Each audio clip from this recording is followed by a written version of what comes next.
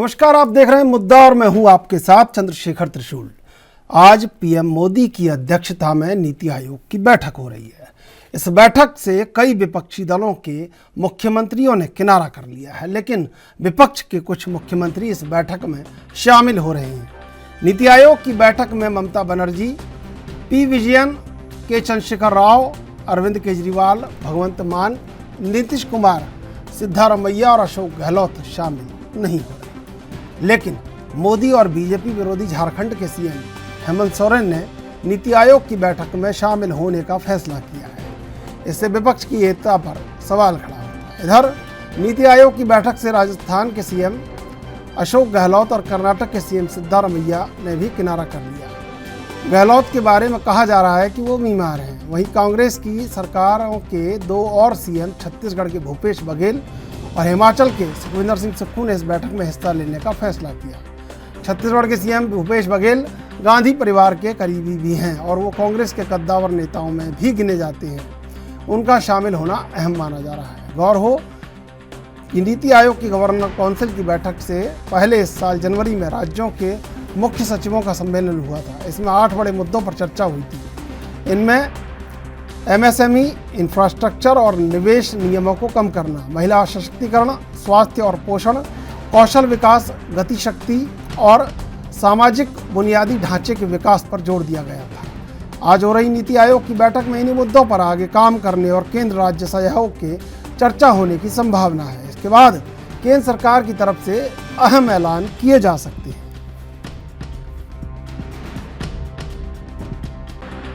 कम हो गया, बहुत सारे मुख्यमंत्री नीति आयोग में तो अगर जाते तो आप लोगों को पता चलता कि हमने जितनी बात की, हम तो फिर इस चीज को रेज करने वाले थे कि विशेष राज्य का दर्जा बिहार को क्यों नहीं दिया। और बताइए, जाति आधारित जनगणना जो केंद्र ने 11 में किया, आपको करना चाहिए था और हम लोगों ने अपने राज्य में किया, तो इस पर तरह तरह का बात क्यों आ गया है। तो इस सब चीज को, और दूसरी बात है कि कितना भी जो डेवलपमेंट के लिए जो मिलना चाहिए और जो पहले होता था उस हिसाब से कोई डेवलपमेंट के लिए तो केंद्र का वो मदद नहीं मिल रहा। हाँ, तो इसलिए इन सब चीजों पर जो बात कहते रहे हैं वो तो फिर कहते। तो फिर बिहार की बात सर आगे कैसे बढ़ेगी? बिहार में तो हम लोग इतना काम कर रहे हैं तो देख नहीं रहे पड़ रहा है, लेकिन अगर कर देते तभी बिहार बहुत आगे बढ़ गया। नीति आयोग की बैठक और देश का संविधान, देश के संविधान में मंत्रिपरिषद की कोई सामूहिक जिम्मेवारी नहीं। मंत्रिपरिषद अगर अधिकृत करता है तो उसका प्रवेश निषेध क्यों? ये तो निश्चित रूप से यह बताता है कि देश के संघीय ढांचे के विपरीत आचरण हो रहा है। और इसके पूर्व भी जब आदरणीय नरेंद्र मोदी जी को लगा कि हमारा डीएनए ठीक हो गया, 23 महीना में जब साष्टांग दंडवत हुए, उस समय भी तारकिशोर प्रसाद जी को भेजा जा रहा था। नीति आयोग ने प्रवेश निषेध कर दिया। तो ट्रांसफॉर्मिंग इंडिया है, ये क्या है? ये कौन सा इंडिया आप बना रहे हैं कि देश के संवैधानिक प्रावधान का ही उल्लंघन कर रहे हैं?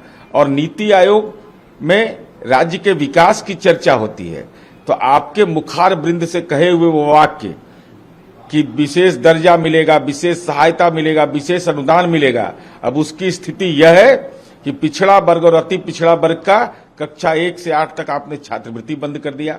बाबू जगजीवन राम छात्रावास पार्टियों ने अगर ये फैसला लिया है तो कहीं ना कहीं भारतीय जनता पार्टी को अपनी नीति पे और जो उनकी कार्यशैली है उस पर पुनर्विचार करना चाहिए। मोदी सरकार पूरे होने पर कांग्रेस ने 9 सवाल पूछे हैं जिसपे भाजपा पलटवार कर रही है। देखिए, निश्चित रूप से भारतीय जनता पार्टी की 9 साल की जो सरकार है उसमें इस देश को महंगाई की ओर ढकेला है, देश में बेरोजगारी बढ़ाने का काम किया है। देश में जिस प्रकार से युवाओं की बेरोजगारी दर बढ़ रही है वो बहुत ही चिंता का विषय है। भारतीय जनता पार्टी ने 9 साल में समाज को तोड़ने का तो काम किया ही किया है, हमारे देश को पीछे की ओर पहुंचाने का भी काम किया है। केजरीवाल मैं मांगा था जिसमें कांग्रेस नेता ने उनसे पहले कहा सॉरी बोलो। देखिए, निश्चित रूप से जितनी भी विपक्षी पार्टियां हैं वो भारतीय जनता पार्टी से लड़ने के लिए देश में मजबूत हैं और मजबूती से एकजुटता के साथ भाजपा से लड़ाई लड़ रही है। केंद्र के खिलाफ समर्थन जुटाने के लिए केजरीवाल आज केसीआर से मिलेंगे। देखिए, ये एक मुझे लगता है इस तरह की बहुत सारी बैठकें आने वाले समय में होती रहेंगी क्योंकि 2024 के लिए देश का विपक्ष एकजुट है, एक मत है कि भारतीय जनता पार्टी को देश की सत्ता से हटाना है। कर्नाटक में 24 मंत्रियों को आज सिद्धरामन भैया मंत्रिमंडल में शामिल करेंगे। देखिए, बहुत ही अच्छा मुझे लगता है, शुभकामनाएं हम समाजवादी पार्टी और हम की नए मंत्रियों को, और हमें पूरा विश्वास है कि मंत्रिमंडल के नए सदस्य कर्नाटक के विकास के लिए सरकार के साथ बहुत ही बेहतर काम करेंगे। मीडिया का अपनी तरफ अट्रैक्शन करने के लिए इस प्रकार की हरकत करते हैं। हमारे देश में नेगेटिविटी की तरफ ज्यादा लोगों का ध्यान रहता है, नेगेटिव जाने की तरफ, तो इसीलिए वो नेगेटिविटी करते हैं। अब उनको योजना से क्या लेने देना। केजरीवाल साहब को फिर पत्रकार पूछेंगे, जी 45 करोड़ के महल में 96 करोड़ के पर्दे लगाए हैं, आपने तो कहा था 4 कमरे का मकान लूंगा, तो केजरीवाल कैसे मीडिया को फेस करेंगे, कैसे अधिकारियों को फेस करेंगे। तो इसलिए लोगों का माइंड डाइवर्ट करने के लिए, मीडिया का डाइवर्ट करने के लिए इस प्रकार की हरकत करते रहते हैं। नीति आयोग की बैठक को लेकर कहीं ना कहीं राज्यों को दिए जाने वाले फंड और वरीयता पर विपक्ष सवाल खड़े कर रहा है, लेकिन विपक्ष के कुछ लोग नीति आयोग की बैठक में शामिल हैं। अब इसे ये समझा जाए कि दरअसल बैठक में शामिल होना जरूरी भी है और विरोध करना जरूरी भी है। तो अंदर क्या होता है और अंदर कैसे क्या मिलता है, इसके लिए कुछ लोग अंदर हैं और कुछ लोग बाहर हैं। लेकिन इन्हीं सबके बीच विपक्ष ने कहीं ना कहीं ये तय कर लिया है कि अब सत्ता से दो हाथ करने का समय आ गया है। ऐसे में बिना 3-5 के बात नहीं बनेगी, और अगर सत्ता पक्ष को सत्ता से 9-2-11 करना है तो कुछ ना कुछ बड़ा करना पड़ेगा। और इसके लिए विपक्ष खुले तेवर में हर एक कदम पर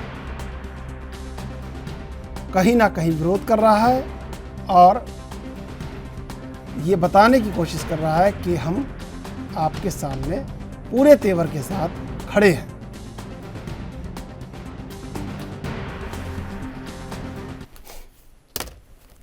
तो इसी मुद्दे पर चर्चा करेंगे। 3 मेहमान हमारे साथ मौजूद हैं। देशबंधु दीक्षित, प्रवक्ता बीजेपी, रतन तिवारी, प्रवक्ता कांग्रेस, डॉक्टर इंदुकांत दीक्षित, राजनीतिक विश्लेषक, वरिष्ठ पत्रकार। आप तीनों का स्वागत है एनबी न्यूज पर। सबसे पहले रतन तिवारी जी, आपके पास आएंगे। क्या लग रहा है कि विरोध भी करेंगे, शामिल भी होंगे, क्योंकि भूपेश बघेल अंदर हैं और अशोक गहलोत बाहर हैं, तो कैसे देखें, कैसे समझें कि टोह लेने जाना होता है ना, कि टोह लेकर आते हैं, क्या हो रहा है, तो वो लोग टोह लेने गए हैं या वाकई में शामिल हैं? सबसे पहले त्रिशूल जी, आपका नमस्कार करता हूँ। आपने बड़ा अच्छा मुद्दा लिया है। देखिए, हर राज्यों की अपनी अपनी एक पटकथा है, अपनी अपनी कहानी है। आपने देखा कि महाराष्ट्र की सरकार थी, छत्तीसगढ़ की सरकार थी, कोरोना में हम अपना जीएसटी मांग रहे थे, लेकिन केंद्र सरकार जीएसटी का जो बकाया था नहीं दे रही थी। ठीक है, भूपेश बघेल जी छत्तीसगढ़ के अंदर जो छत्तीसगढ़ में डेवलपमेंट कर रहे हैं, अपने राज्यों की स्थिति को लेके, अपने राज्यों के विकास को लेके, अपने राज्यों के मॉडल को लेके वहां पे गए हुए। ठीक है, गहलोत जी नहीं गए हैं, उनका एक अपना विषय होगा। बहुत से राज्यों के मुख्यमंत्री नहीं गए हैं, उनके कुछ प्रतिनिधि गए हैं, तो अपना विषय है। लेकिन प्रधानमंत्री मोदी जी के मीटिंग में जाने से कुछ मिलने वाला नहीं हो तो सबको मालूम है। वो तो एक खाना पूर्ति करने के लिए मीटिंग लगा देते हैं, मीटिंग लगा के अपने मन की बात करते हैं, अपने मन की बात सुना के वो चले जाते हैं। तो त्रिशूल जी मीटिंग कर रहे हैं, बहुत अच्छी बात है, लेकिन मीटिंग से कुछ निकलना चाहिए, वो देश जानना चाहता है। ठीक है, देशबंधु जी, क्या लग रहा है विरोध का कारण क्या समझते हैं? आपके विरोध क्यों कर रहा है विपक्ष इतना? साथ भी है और सामने भी है।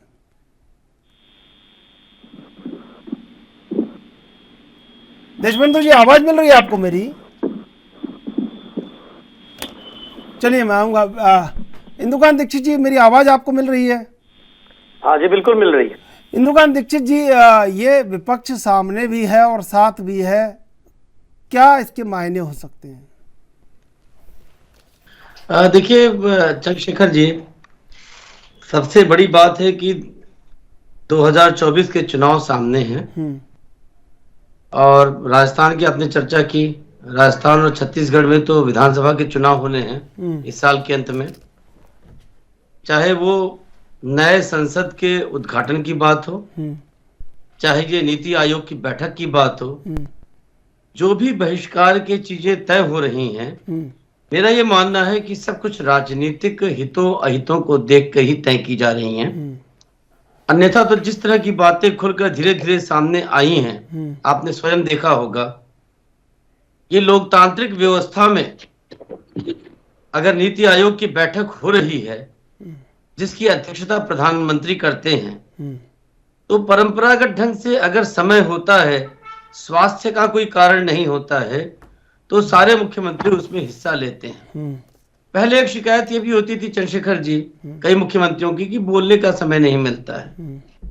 फिर धीरे धीरे ये स्थितियां बनी कि जो राज्य जितना बड़ा है, जितना रिप्रेजेंटेटिव हो, जितने पॉपुलेशन का है, उसके हिसाब से सभी को निश्चित समय दिया जाने लगा बोलने के लिए। अब इसके बाद भी जब इसको लेकर के राजनीति हो रही है, तो ये निश्चित तौर पे बहुत दुखद है। और मैं व्यक्तिगत तौर पे ये मानता हूं कि ये सिर्फ और सिर्फ प्योर राजनीति के लिए हो रहा है। जी ठीक है। देशबंधु जी, आवाज मिल रही है आपको मेरी? हाँ मिल रही है जी। देशबंधु जी, क्या लगता है कि नीति आयोग की बैठक का भी विरोध, इसका भी विरोध, उसका भी विरोध, विरोध के तो अब स्वर एकदम लामबंद हो रहे हैं विपक्ष के, और पूरा विपक्ष आपके सामने खड़ा है। नहीं, नीति आयोग की बैठकें तो अध्यक्ष होते हैं, नीति आयोग की बैठकें होती हैं। और जो आपने बात की त्रिशूल जी, मैं बहुत ध्यान से सुन रहा था। नहीं, विरोध किस बात का है? केवल विरोध करना ही राजनीति का पर्याय बन गया है। अरे विपक्ष में बैठे हैं, कुछ सकारात्मक बातें हैं। आप बताइए, कोई रचनात्मक पक्ष भी है? 9 साल में कोई रचनात्मक योगदान तो हमें किसी विपक्ष का नहीं दिखता। चुनाव आते हैं, सब एक हो जाते हैं और एक मूल उद्देश्य लेकर चलते हैं, भारतीय जनता पार्टी का विरोध करो, भारतीय जनता पार्टी के किए हुए कार्यों का विरोध करो। और जब चुनाव हार जाते हैं तो एक दूसरे पे ठीकरा जोड़ के, फोड़ कर, ईवीएम पर दोष लगाकर ये सब लोग अपना अपना रास्ता पकड़ लेते हैं। आप यह बता दो कि फिर जब 2024 के चुनाव परिणाम आएंगे, फिर ठीकरा फोड़ोगे।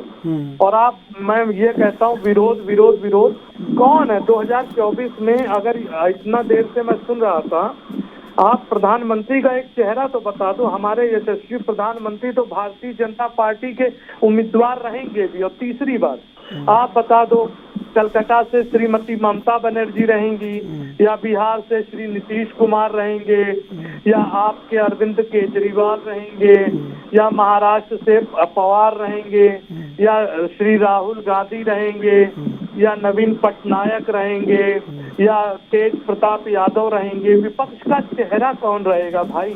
और विरोध किस चीज का? पहले ये बताइए, इनमें से प्रधानमंत्री का चेहरा कौन सा है? और दूसरी बात त्रिशूल जी, आपको ये कह दूं कि भारतीय जनता पार्टी 2014 से, जब से यशस्वी प्रधानमंत्री के नेतृत्व में उन्होंने देश की बागडोर संभाली है, अनेकों राज्यों में चुनाव हुए, लोकतंत्र में जीत हार होता है। और हम अपने कार्यों द्वारा, हमेशा देखा होगा आपने, ये बहुत बड़ा भारत, बहुत बड़ा लोकतांत्रिक देश है। हर वर्ष लगभग स्थानीय चुनाव, विधानसभा के चुनाव और लोकसभा के 2 आम चुनाव भी हुए, 14 और 19 के हुए संपादित। हम 2009 से आ रहे हैं। हिंदुस्तान की 135 करोड़ जनता, अगर कभी हमें कहीं हार देती है तो उसको भी हम शीर्ष पे झुकाते हैं, अपनी कमियों को सुधार करके, और राज्यों में हम उसको सुधार करते हैं, और राज्यों में कोशिश करते हैं कि उन कमियों को न रखा जाए। तो जनता जनार्दन कहीं पे भी अगर हमें अच्छा देखती है तो पुनः जूझती है। उत्तर प्रदेश का निवासियों के देखिए, यहाँ ट्रिपल इंजन की सरकार बनी, कांग्रेस का अस्तित्व खत्म में हो गया। ये बार बार आपने कई चैनलों में, पिछली भी डिबेटों में आपने देखा, बार बार हिमाचल और कर्नाटक का मुद्दा। अरे उत्तर प्रदेश में भी तो हम 37 वर्षों बाद आए, चर्चा नहीं करते। धारा 370 की समाप्ति हो, भारतीय जनता पार्टी ने किया।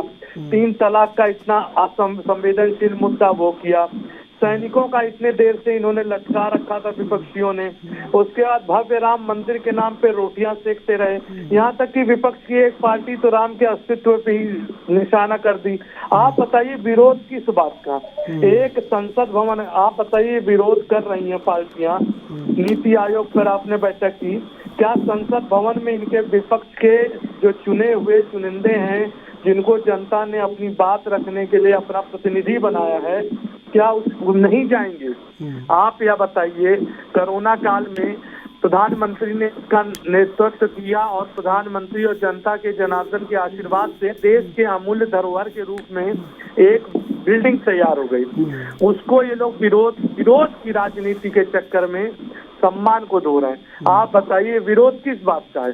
नहीं, वो कह रहे हैं, विपक्ष कहता है आपने जैसे कोरोना में देश का प्रतिनिधित्व किया, ऐसे ही अडानी का भी प्रतिनिधित्व किया, तो आप जाने किस किस का प्रतिनिधित्व करते रहे, तो इससे नाराज है विपक्ष। त्रिशूल जी, हाँ, आप इतने वरिष्ठ पत्रकार हैं। नहीं, वरिष्ठ इसमें कुछ नहीं है, मैं तो देखिए त्रिशूल जी, अच्छा चलिए, आप समझदार हैं, एक बात कहिए। नहीं, मैं समझदार भी नहीं हूँ दरअसल। अरे चलिए नहीं समझ, चलिए मेरी बात आप पहले मुझे ना वो अधम गौंडवी का शेर विपक्ष के मुंह से सुनता नजर आता है कि तुम्हारी फाइलों में गांव का मौसम गुलाबी है, तुम्हारे आंकड़े झूठे हैं, तुम्हारा दावा किताबी है।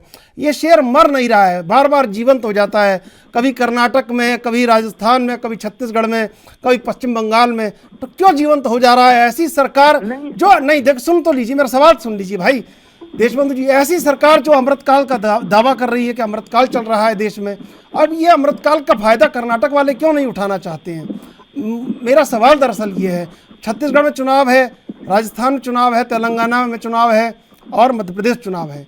आप 2024 फिर आने वाला है, तो क्या विपक्ष लामबंद हो रहा है कि उनको भी सत्ता चाहिए?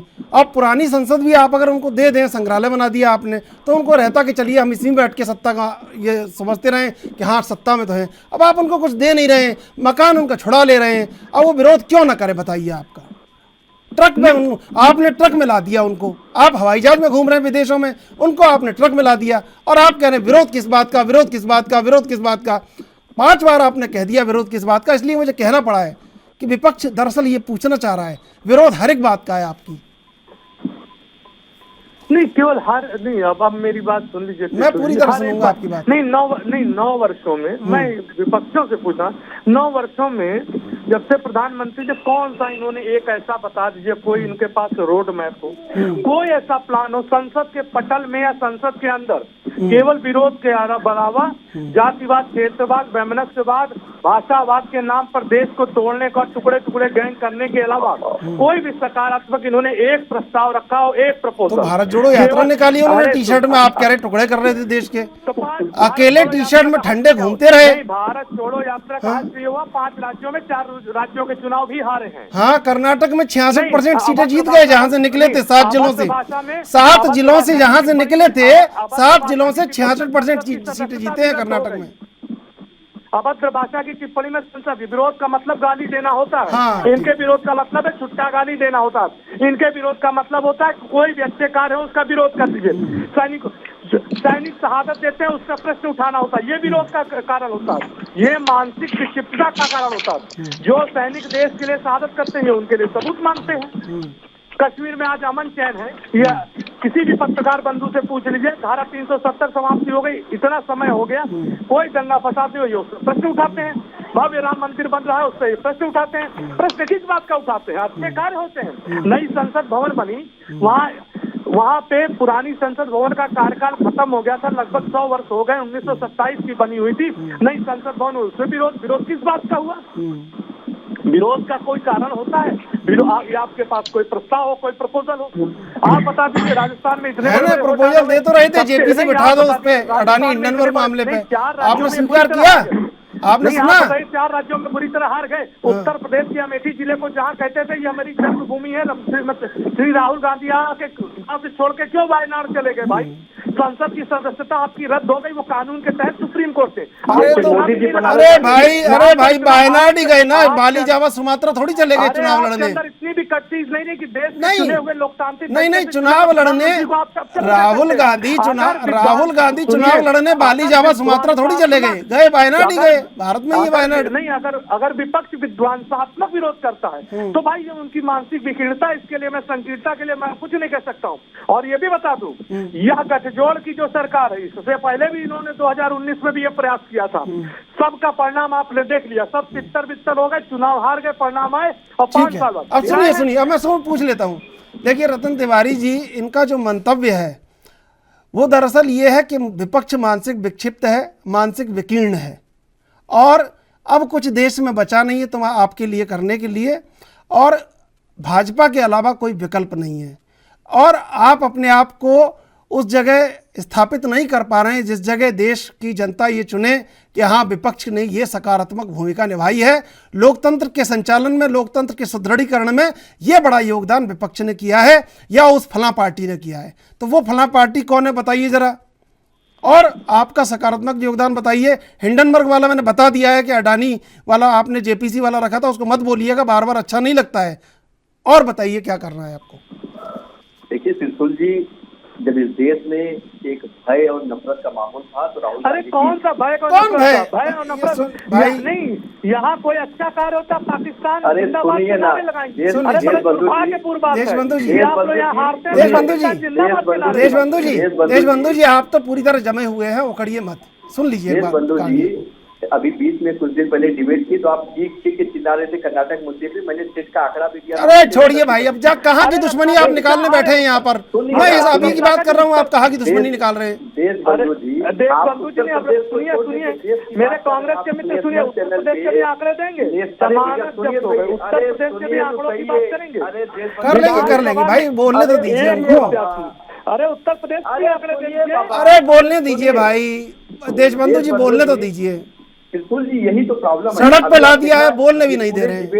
बोलने दीजिए भाई। देखना ये उत्तर प्रदेश को पकड़ किस तरीके से बैठे हैं कि पूरी डिबेट में उत्तर प्रदेश का जिक्र करेंगे, आप देख लेना पूरी डिबेट। तो आपको जानकारी नहीं है, आपको कम समझ है। दिल्ली का रास्ता उत्तर प्रदेश से होके जाता है, कह दीजिए। नहीं, दक्षिण से भी जाता है, इन्हें दक्षिण को मजबूत कर लिया, दक्षिण से भी जाता है। आप कहिए ना। सुनिए भाई, सुनिए 5 राज्य, सुनिए देशबंधु जी 5 राज्य बनाम 2 राज्य, दक्षिण से भी रास्ता जाता है, दक्षिण वाले रास्ते को मजबूत कर लिया कांग्रेस नहीं। तो इनको बता दे 5 बनाम 2 राज्य है ना। और वो दक्षिण के द्वार में जो आप घुसने वाले थे, सिंह द्वार में विजय रथ लेके, वहां पे भी रोक लगा दी कर्नाटक में। अरे कोई बात नहीं है, ये बिना उत्तर प्रदेश से लड़े 80 लोकसभा लड़े हुए। अब सुन लीजिए भाई, सुन लीजिए, देखिए सुनिए देशबंधु जी कुछ सम्मान कीजिए। आपने घर ले लिया है और आपने ट्रक में ला दिया है, सड़क पे ला दिया है, अब सुनने भी नहीं वाले हैं आप, सुन लीजिए भाई।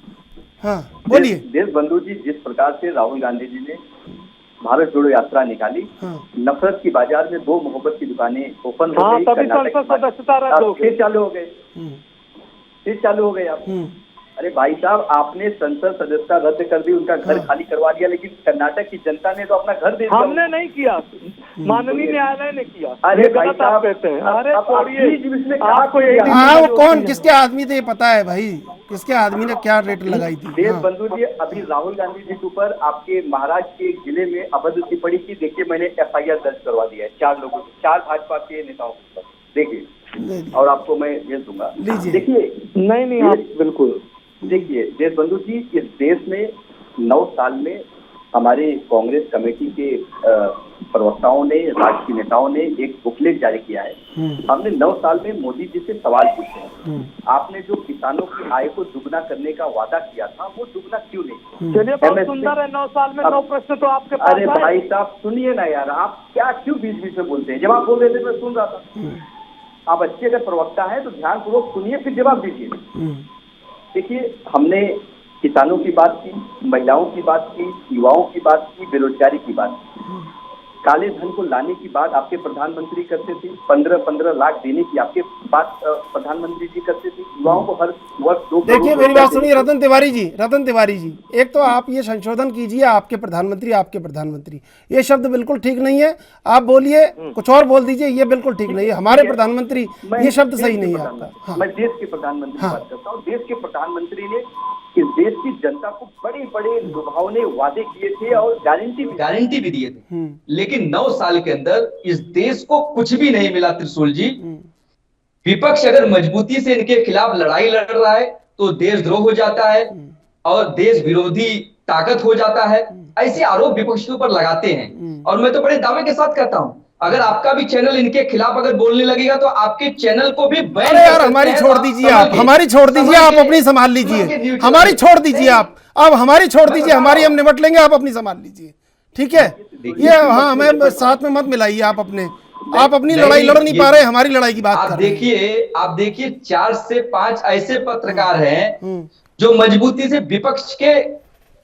विपक्ष की भूमिका में रहे हैं, सरकार को आईना दिखाने का काम किए हैं, लेकिन आज उनका हश्र क्या हुआ, वो हंसिए पे चले गए। अरे भाई आपके सुनिए मैं बता दूं आपको, अब जो आपके कार्यकालों में पद्मश्री ले रहे थे ना, वो भी ठीक नहीं था, और जो इस कार्यकाल में पद्मश्री ले रहे हैं वो भी ठीक नहीं है, सुन लीजिए। और सुविधा क्षेत्र में जाएंगे ना, उस हर व्यक्ति का यही हश्र होगा जो सुविधाएं लेगा अगर सरकार की सत्ता की। देखिए त्रिशूल जी, मैं तो हमेशा से आपके चैनल की तारीफ करता हूं कि आप ऐसे मजबूत मुद्दे लेके आते हैं, कभी बच्चियों की बात करते हैं आप चैनल पे, कभी इस मुद्दे पे बात करते हैं। देखिए सवाल तो बनता है कि प्रधानमंत्री जी अपने जो मन की बात करते हैं, कभी तो जनता की मन की तो बात सुनिए, विपक्ष के मन की बात तो सुनिए, तानाशाह रवैये को त्याग दीजिए। आप देखिए, अब आपका प्रधानमंत्री, अभी आप इनको नसीहत दे रहे थे, आपका प्रधानमंत्री आ गए। त्रिशूल जी अब देखिए, अभी आपने नसीहत दिया इनको, ठीक है, हमने देश का प्रधानमंत्री कहा, ये आपके प्रधानमंत्री मैं आ रहा हूँ तिवारी जी, तिवारी जी कहाँ से आ जाते हैं। तिवारी जी सुन लीजिए, मैं आ रहा हूँ तिवारी जी, मैं आ रहा हूँ, सुनिए दीक्षित जी, देशबंधु जी सुनिए देशबंधु जी, सुन लीजिए भाई, सुन लीजिए भाई, सत्ता में है आप, सुन लीजिए विश्लेषण को सुन लीजिए। इंदुकांत जी, क्या लग रहा है कि सत्ता पक्ष ये कह रहा है कि विपक्ष देश को टुकड़े टुकड़े कर देना चाहता है और विपक्ष के पास कोई सकारात्मक मुद्दा नहीं है। विपक्ष ये कह रहा है कि सत्ता पक्ष ने पूरी तरह हठधर्मिता का आवरण ओढ़ लिया है और सत्ता पक्ष लोकतंत्र में जो भागीदारी है उसको बिल्कुल नकार रहा है कि विपक्ष की भी भागीदारी है। क्या लग रहा है इन सब के बीच कोई सकारात्मक रास्ता निकल पाएगा? क्योंकि संवाद तो बिल्कुल बंद हो गया है, संवाद पे तो ताला लगा दिया है भारत तुगलक लेन रोड के उस बंगले ने, तो संवाद तो होने वाला नहीं है। ममता बनर्जी कोई संवाद के मूड में दिखती नहीं है और तमाम विपक्ष, केसीआर से लेकर तमाम विपक्ष, और कर्नाटक में जब से जीत हुई है तब से विपक्ष ये समझ लीजिए कि 4 बल्ली ऊपर है, तो उनको लग रहा है कि भाई ये बड़ा काम हुआ है। दक्षिण का द्वार बंद हुआ है, बीजेपी के लिए चिंता है, बीजेपी इस बात को कैसे समझेगी कैसे नहीं समझेगी, आंतरिक रणनीति कोई तैयार करे ना करे। एक जो प्रधानमंत्री काम कर रहे हैं, बाकी नीचे वो सांसद काम नहीं कर पा रहे हैं, कार्यकर्ता बिल्कुल नहीं कर पा रहे हैं, क्योंकि अगर काम प्रधानमंत्री के स्तर पे हुआ होता जिस तरह वो कर रहे हैं अपने एक काम को लगातार, उस तरह नीचे काम नहीं हो पा रहा है, तो ये एक संकट और चिंता का विषय है। क्या लगता है कि इसका आंतरिक समाधान आवश्यक नहीं है और विपक्ष के लिए क्या विश्लेषण है, ये भी जरा बता दीजिए। मेरी आवाज आ रही है? बिल्कुल है, आपकी आवाज सब जगह जा रही है और निष्पक्ष आवाज को सब सुनना चाहते हैं इस देश में। बहुत बहुत धन्यवाद। देखिए चंद्रशेखर जी, पहले तो आपको बहुत बहुत धन्यवाद कि इतना कहते हैं ना कि बहुत ही समन्वयपूर्ण और बहुत ही खुशनुमा माहौल में आपने ये चर्चा रखी है। कोई लड़ाई झगड़े के बजाय लोग हंस रहे हैं, मुस्कुरा रहे हैं। और तो हम उस देश के वासी हैं ना जहाँ गाली गीतों में देते हैं, ऐसे नहीं है, इसलिए मैं तो 15-20 मिनट से आपके चैनल पे आराम से मुस्कुरा रहा ऐसा अवसर बहुत कम मिलता है जी। अभी देखिए सबसे बड़ी बात क्या है कि कौन किसको लेके चलना चाहता है, नहीं चलना चाहता है, ये बात दीगर है।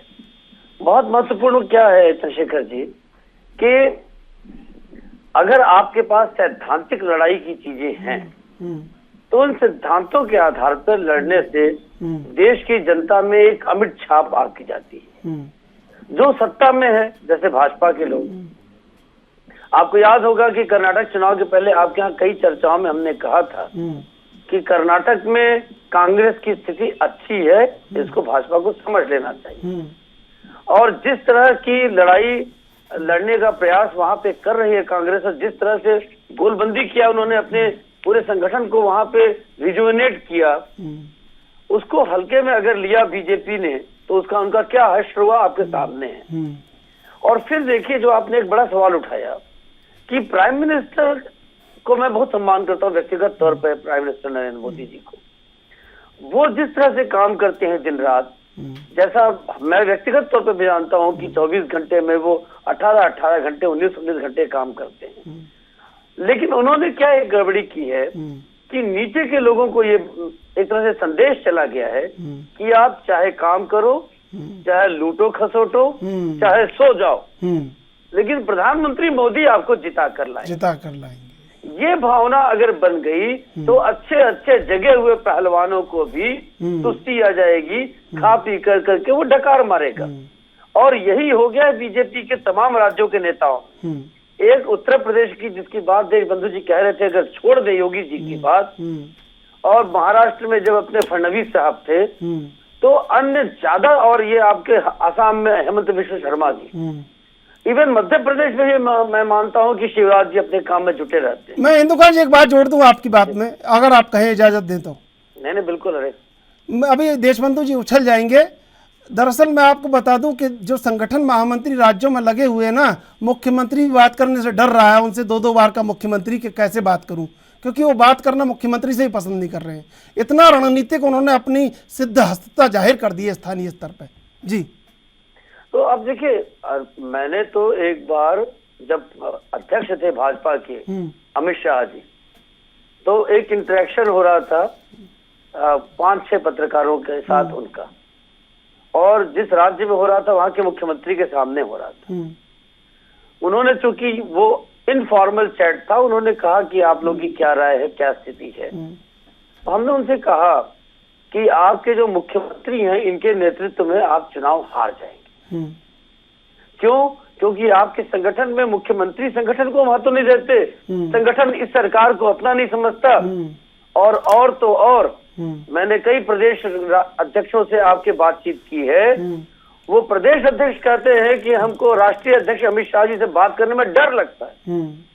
अब आप ये देखिए, मैंने उनसे कहा, ये सवाल मेरा सीधा था उनसे उस इनफॉर्मल चैट में भी, कि जहां आपके प्रदेश अध्यक्ष आपसे बात करने में डरते हैं, तो एक आम कार्यकर्ता अपना सुख दुख या परेशानी आप तक कैसे पहुंचाएगा? बोले नहीं ऐसा नहीं है, जो भ्रष्ट है वो डरता है, और जो भ्रष्ट है उसको डरना भी चाहिए। अगर आप इस गुमान में हैं तो पहले तो ये बताइए कि ऐसे भ्रष्ट आदमी को आपने प्रदेश अध्यक्ष बनाया कैसे? क्यों बनाया?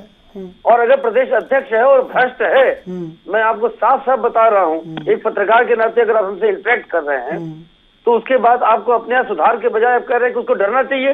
अरे पहले तो आपको ऐसे भ्रष्ट आदमी को हटाना चाहिए। और अगर इस तरह की चीजें आप नहीं समझेंगे समय रहते, तो देखिए कभी भी अति विश्वास आपको ले डूबता है। ये चीज मैंने देखा है, कांग्रेस की इस बात में दम है कि 2004 में वाजपेयी जी जैसा चेहरा था, लेकिन प्रमोद महाजन ने चारों तरफ कहा शाइनिंग इंडिया। मैं उस समय दिल्ली में इन चीजों को कवर कर रहा था। मैं भी इस बात को इतना नहीं भाप पाया कि इतना लहर है, क्योंकि देखिए लहर नहीं था, सीटों का अंतर आप जानते हैं केवल 6-7 सीटों का अंतर था, लेकिन कॉम्बिनेशन अति आत्मविश्वास के चलते क्या हुआ, जो पूरी सरकार में इनके सहयोगी थे डीएमके, चुनाव के ठीक पहले उनसे गठबंधन टूट गया। इन्होंने कहा हमसे क्या मतलब है, जाने दो। और वो डीएमके का गठबंधन टूटना, इनकी सरकार सत्ता में नहीं आ पाई। 5-7 सीटों के कारण नहीं, डीएमके से जो चुनाव के ठीक पहले गठबंधन बनाया कांग्रेस ने, बीजेपी ने, एनडीए ने तोड़ दिया, उसके कारण 2004 में सत्ता से बाहर हो गए वाजपेयी। और इस तरह की भावना कभी भी लोकतांत्रिक व्यवस्था में किसी को नहीं रखनी चाहिए। हाँ, एक बात कांग्रेस के लिए भी कहना चाहता हूँ कि इसी तरह का माहौल जो अभी खुद तिवारी साहब कह रहे थे कि देखिए मैंने आपके चैनल पे कहा था कर्नाटक चुनाव के पहले, और ये बड़े उछल रहे थे, गुजरात चुनाव के पहले कांग्रेस भी उछल रही थी, आप भी उछल रहे थे, आप मतलब आप पार्टी। और इस तरह की चीजें और राज्यों में भी हुई, नॉर्थ ईस्ट में भी हुआ, रिजल्ट सबके सामने है। जो भी उछलेगा उसकी स्थिति ऐसी ही होगी।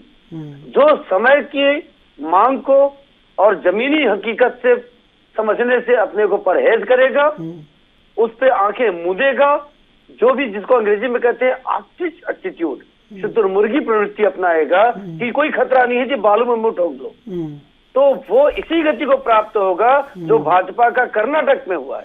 कर्नाटक के लिए देशबंधु जी आपको बता दूं, आपको हमसे बेहतर पता होगा कि तमाम लोगों का कर्नाटक से जो लोग भी कवर किए, जो बड़े बड़े बुद्धिजीवी, प्रोफेसर, यूनिवर्सिटी के लोग, स्टूडेंट, आईटी सेक्टर के लोगों से हम लोग की बात होती रहती है, उन्होंने पहले ही बता दिया था कि आप हार रहे, कांग्रेस जीत रही है।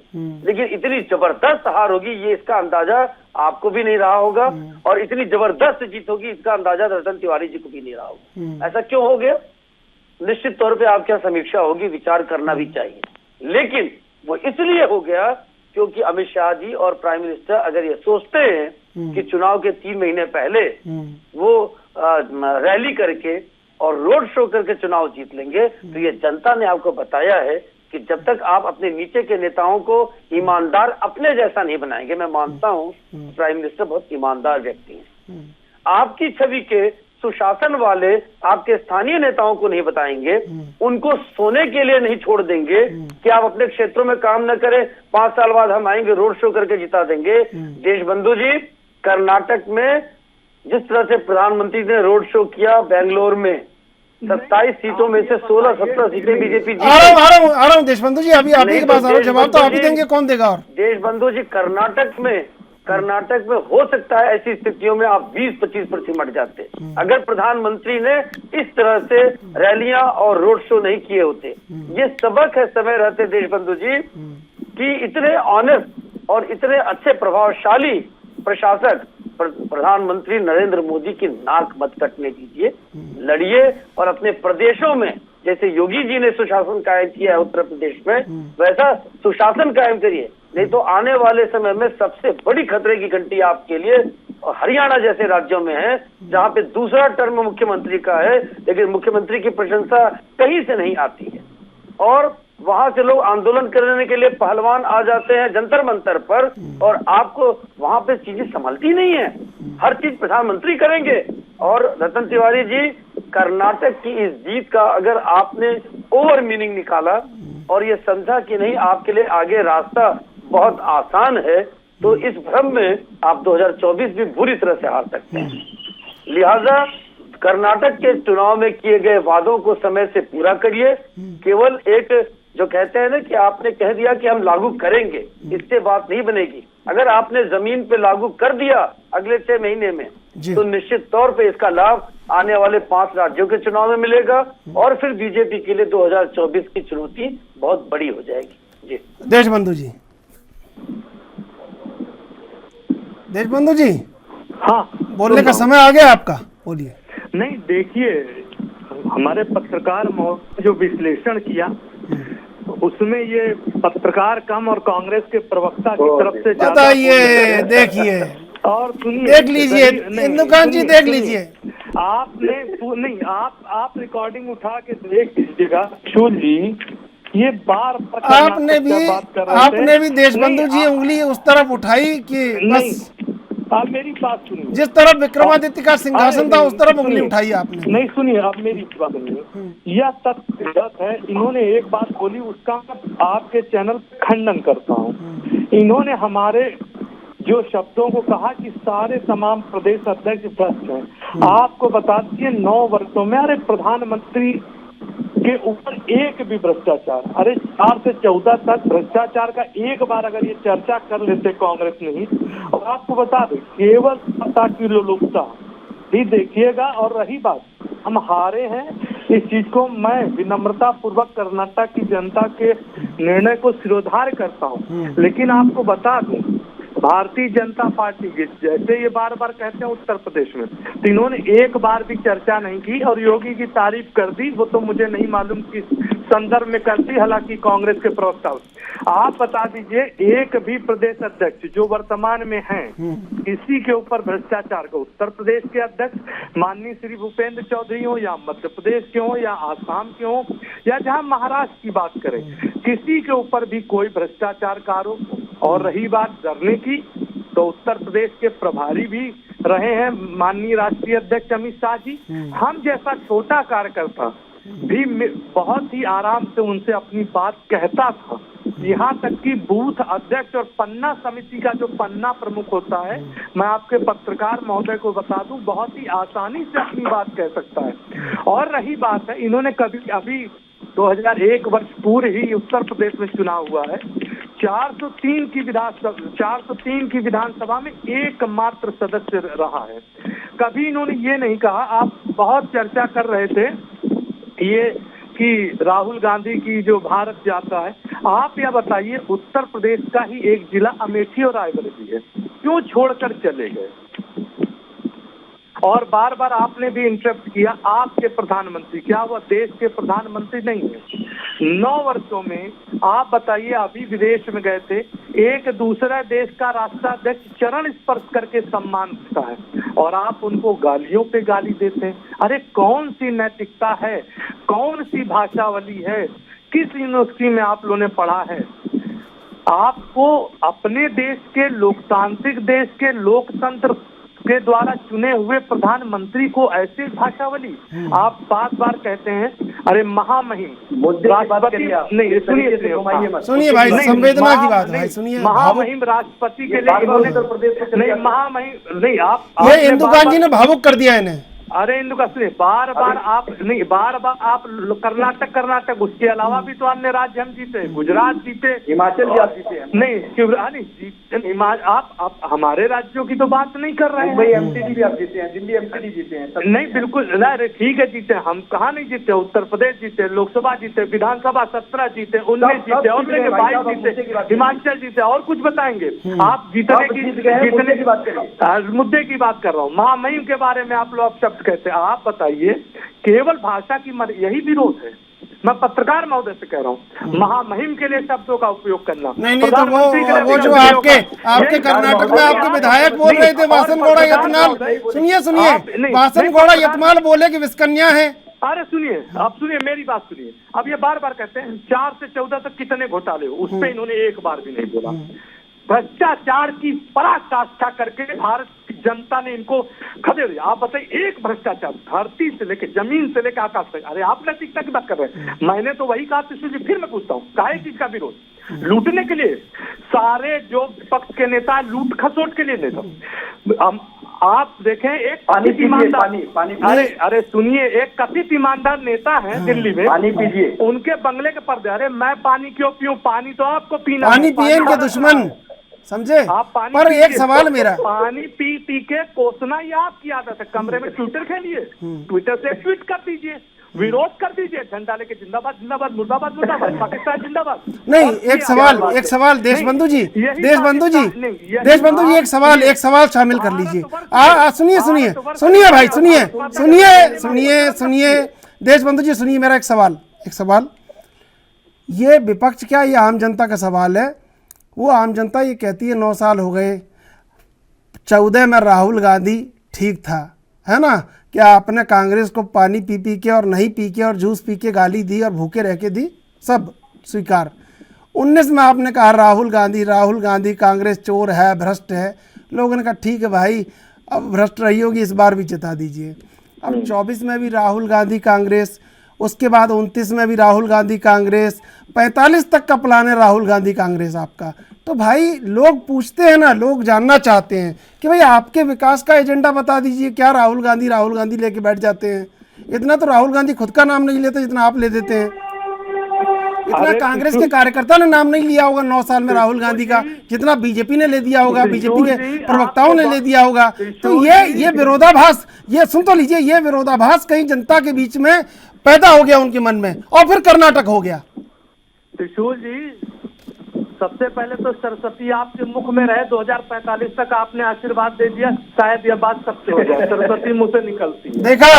आप दूसरी बात सुनिए, हम 10 वर्ष के जो कार्य हैं वो जाएंगे, इनके 2004 से 14 के लेकिन एक विरोध का भ्रष्टाचार, एक विरोध में दर्ज कराऊंगा आपको। मैं कहता नहीं हूँ, मैं कभी कहता नहीं हूँ देशबंधु जी, लेकिन एक विरोध आपको दर्ज करवा रहा हूँ। आपने समझदार ने आशीर्वाद दे दिया, सरस्वती नहीं, एक विरोध भी है। 24 घंटे में सरस्वती एक बार मुख से निकलती है। एक विरोध मेरा है, एक मेरा विरोध है आपसे, एक मेरा विरोध भी है आपसे। आपने इंदुकांत दीक्षित जी को कहा कि वो कांग्रेस के प्रवक्ता हैं, ये सरासर गलत है।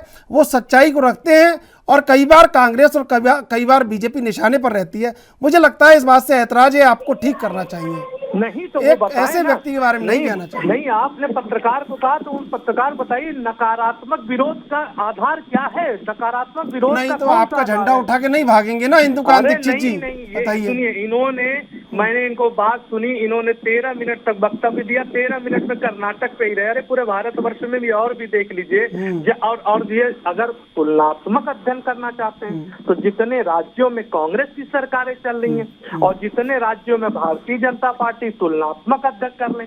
अगर हम अपने राज्यों में जाते हैं, हमने तो कहा लोकतंत्र में चुनाव होते हैं, जीत हार होती है, लेकिन हम बार बार समीक्षा करते हैं और एक एक और अगर यह कह देना, या आप अगर इसको समर्थन देते हैं कि प्रदेश अध्यक्ष बेईमान है, डरता है, तो पता नहीं अमित शाह ने हो सकता है व्यक्तिगत रूप से इनसे कहा हो भाई सारे प्रदेश अध्यक्ष मुझसे डरते हैं, या तो मैं लेकिन आपको बता दें एक साधारण कार्यकर्ता हमारे यहाँ बात कर लेता। और ये भी बता दूं, मन की बात, हमारे देश के प्रधानमंत्री एक पूर्व प्रधानमंत्री भी रहे जिन्होंने मौन धारण कर लिया। कभी भी कांग्रेस नीति, भ्रष्टाचार और जो सारे दल में बैठे लोग लूट खसोट कर रहे थे, कभी भी वो देश की जनता के सामने अपना पक्ष ही नहीं रख पाए। अरे आप सोचिए, नहीं सुनिए, पेपर तक फाड़ दिया उन्होंने और आप बात करते हैं। अरे आपको पता नहीं कैसे यहाँ एक एक कार्यकर्ता माननीय राष्ट्रीय अध्यक्ष, गृह मंत्री, माननीय प्रधानमंत्री से बात करता है। नहीं हो क्यों गया? आप सुन लें, आपको भी मैंने बहुत ध्यानपूर्वक सुना, आप भी सुन लें। आप बात करते हैं, आपने कभी भ्रष्टाचारों की बात समझ गए, वो समझ गए, वो कुछ कहना चाह रहे हैं, सुन लीजिए देशबंधु जी, सुन लीजिए। आज बिल्कुल नकारात्मक विरोधाभास, मुझे पता है आज 6 मुख्यमंत्रियों की अनुपस्थिति से आप नाराज हैं। सुन लीजिए एक बार, मुझे पता है 6 मुख्यमंत्रियों की अनुपस्थिति से आप नाराज हैं और वो आप सोच रहे हैं कि बीजेपी के होते तो ऐसा नहीं होता। अब सुन लीजिए तिवारी जी।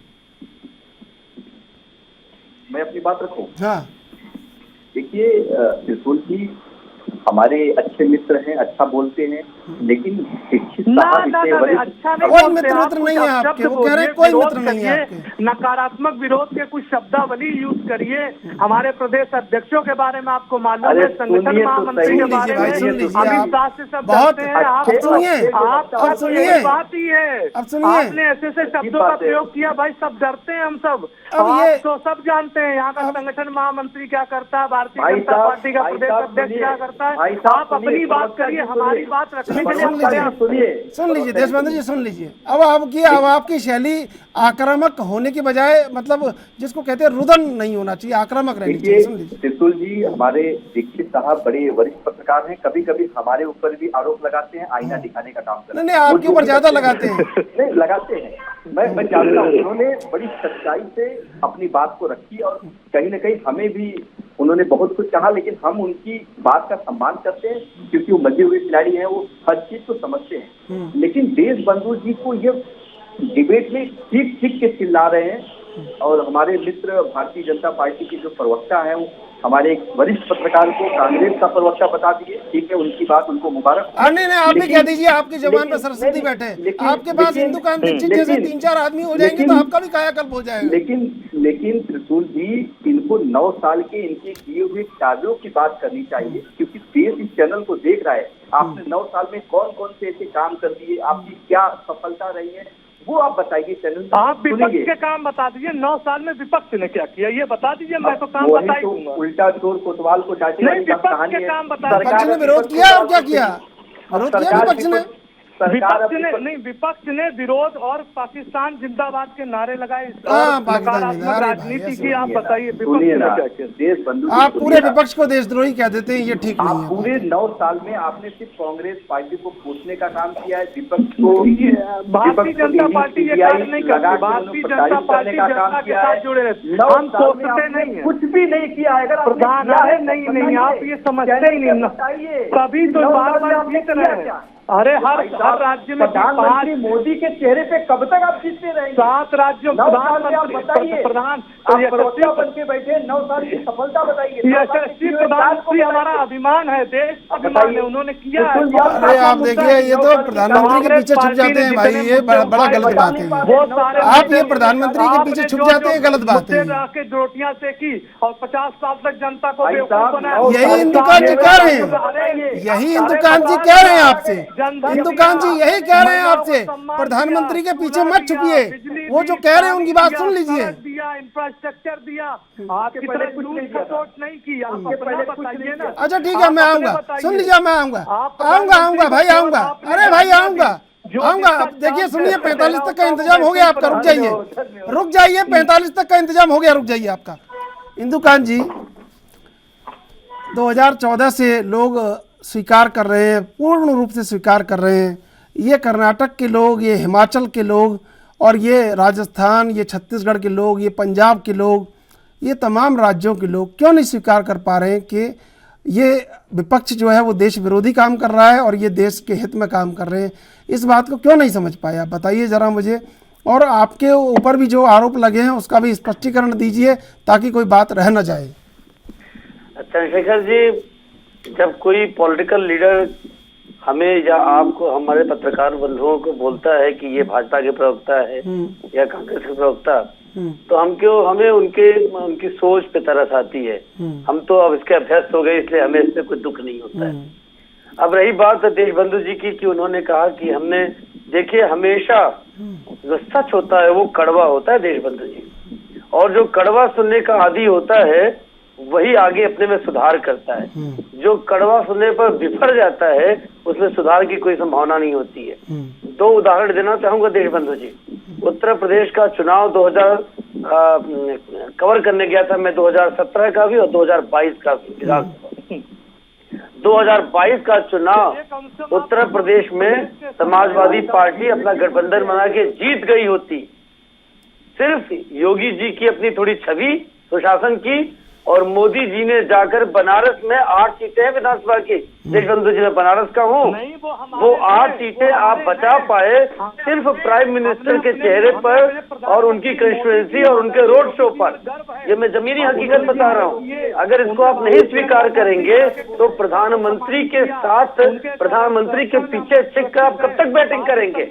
मैं आपके शुभेच्छु के तौर पे बता रहा हूँ कि ये बात। देशबंधु जी सुन लीजिए, देशबंधु जी सुन लीजिए, एक बार सुन लीजिए भाई, देशबंधु जी सुन लीजिए, अब आपके हक में और आपके हित में नहीं बोल सकते ना सब लोग, सुन लीजिए जो कह रहे हैं। पार्टी में प्रधानमंत्री नरेंद्र मोदी जैसा चेहरा हो, जिनको मैंने स्वयं 2016 में हमारी मुलाकात हुई तो हमने उनसे कहा कि 2 साल हो गए सरकार बनाए, काम कब होगा?